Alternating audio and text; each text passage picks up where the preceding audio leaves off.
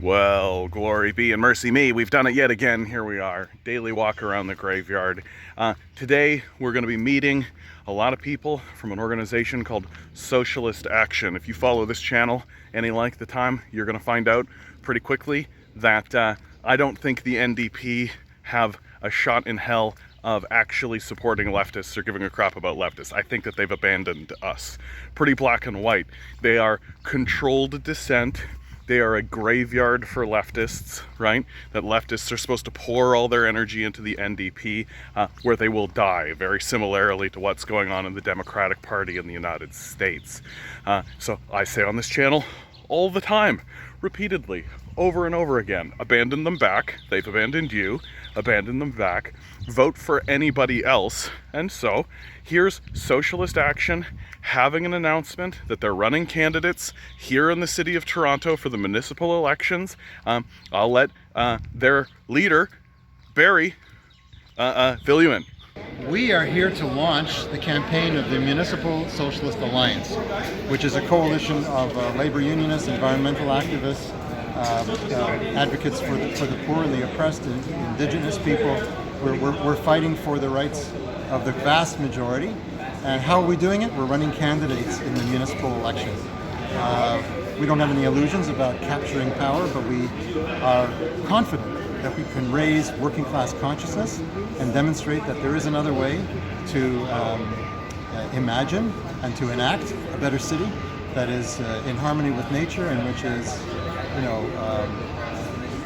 run by and for and in the interests of working people. One of the things you've come to notice, right, about our provincial and municipal and federal politics is a distinct lack of actually giving a shit about anybody from our politicians in the NDP and the Liberals and the Conservatives. They won't say the word socialism, they won't say the word capitalism, they won't actually address the very serious issues that are happening here in Canada in specific ways. Most of the people who didn't show up to vote, of the 55% of people who didn't show up to vote here in Toronto and Ontario, said they didn't because they didn't see a difference between the Conservatives and the NDP, because there is no difference whatsoever. Here are the people who you should actually be voting for. And if you can go back like last 30 years, our city council has been shifted toward corporate innovation. And that's what's happening. And this is unsustainable. And our cities need to be recovered. Our people of indigenous community of 150 years of exploitation, torture, need to stop. And we need to take this city back for the people. And that's why I'm passionate to represent the 70% visible minority in my ward. With small, humble beginnings, we can build a transformation from the bottom up that will topple this wretched system that exists only to make money off of our labor, off of our very existences. I'm going to speak a bit about the pandemic. As a scientist, I got to see firsthand how this city mismanaged everything during the pandemic except corporate profits, which continued to soar. Immediately, like many other scientists in the city, I was sent home during the first wave, left completely alone to try and think of ways I can help, but with no way to do it. There's no centralized response. Instead, I worked in a grocery store where I saw firsthand how workers were abandoned to figure out health and safety on their own with little resources from the city. Like Kiri mentioned, people were being evicted left and right, and people were ending up in parks in record numbers. And that's where we saw the real brutality of the city. Not only did it mismanage labor, not only did it leave working class scientists at home who could have made a positive difference in testing and contact tracing, but then they spent billions of dollars on cops to brutalize people in the parks. Tens of thousands of dollars per head that they evicted, and dozens of people arrested, including several of our candidates. Adam and Corey were both arrested in the past. And Miguel, were you arrested too? There you go. That's 3 of our candidates who were arrested by pigs in defense of a corporate city that abandoned its workers and oppressed peoples during the pandemic.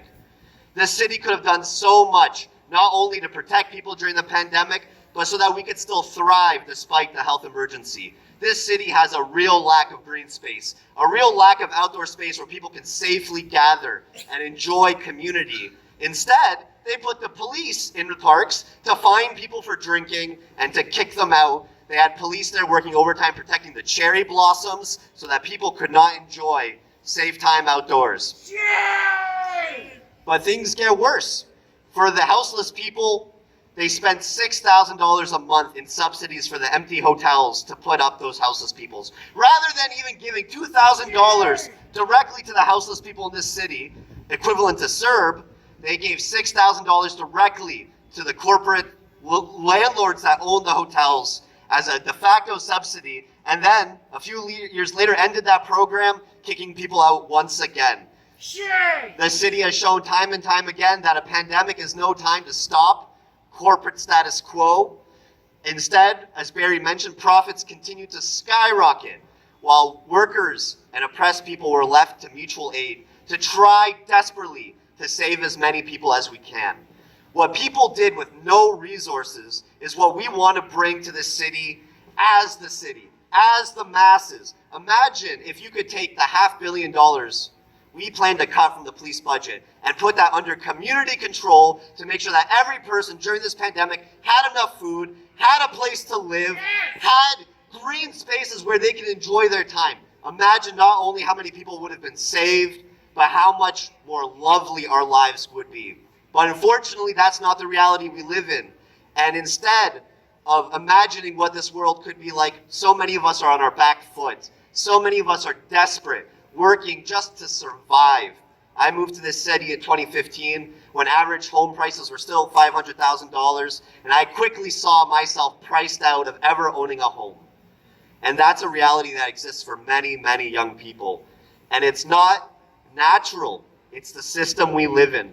And until we build up a grassroots movement that challenges capitalism, the exploitative, oppressive system that allows for the average home to triple in price while more and more people are living in parks, that's a system that needs to go. And unless we rise up and organize together with our neighbors, with our coworkers, it will never change.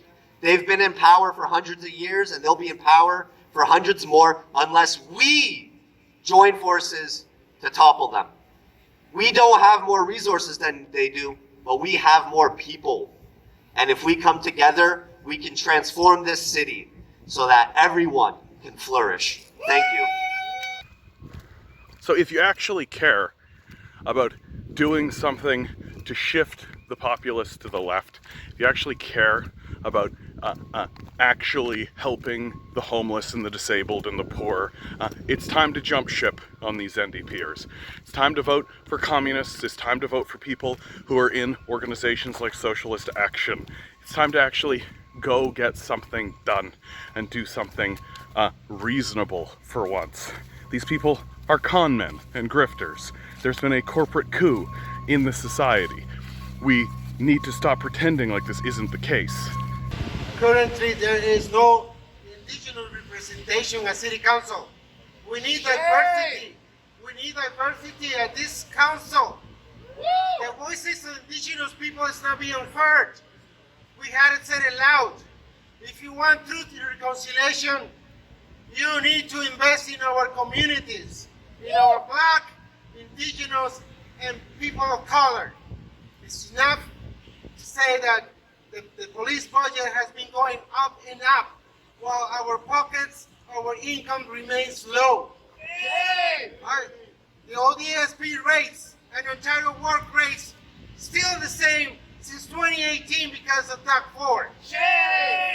DUC 4 cut this council in half. So we need more people to run for council. We need more leaders to stand up to DUC 4. And I'm here to tell John Tory, shame on you! Shame on you for telling us that we are not allowed to have this public meeting on stolen land. Hey, good morning. I'm Mark Freeland. I'm going to be running in Cooksville in Mississauga, it's Ward 7. That's right at the heart of downtown Mississauga, a city that continues to grow and faces all the same problems that Toronto faces: a housing crisis, racism and brutality from the police department. And City Hall's response has been to make it quicker for developers to push through their projects and easier for them to avoid or sidestep inclusionary zoning of what meager provisions are made in City Hall. So, yeah, I'm not even talking about Brampton and what a terrible mess it is up there, but we can see that municipal politics, careerist politicians take advantage of confusion and disinterest from the public, and they aren't held accountable whatsoever. And there's lots more that could be done, right? It's time to find third-party organizations. It's time to organize your workplaces. It's time to stop pretending as though the quote-unquote traditional parties are actually interested in helping you when they're explicitly and obviously not. It's time to form ranks, start supporting other people. We've got protests coming. August 1st, Bloor and Bedford Road, 4 p.m. That's right outside John Tory's place. Please come. Please support people who are on disability. Where do you think the homeless come from, guys?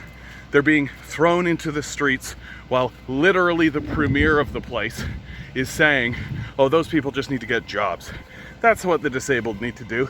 The people who literally are defined as people who cannot work just need to go get work. We are a psychopathic culture. And if you want to right the ship, you got to come out. We've got to surround the halls of power. We've got to do something serious. Okay, guys. Always remember, you are a quantum being walking around in quantum energy. The billionaire class is spending hundreds of billions of dollars in the hopes that you'll never realize it. You'll just stay the good little commodity they need you to be. Rebel, revolt, repent.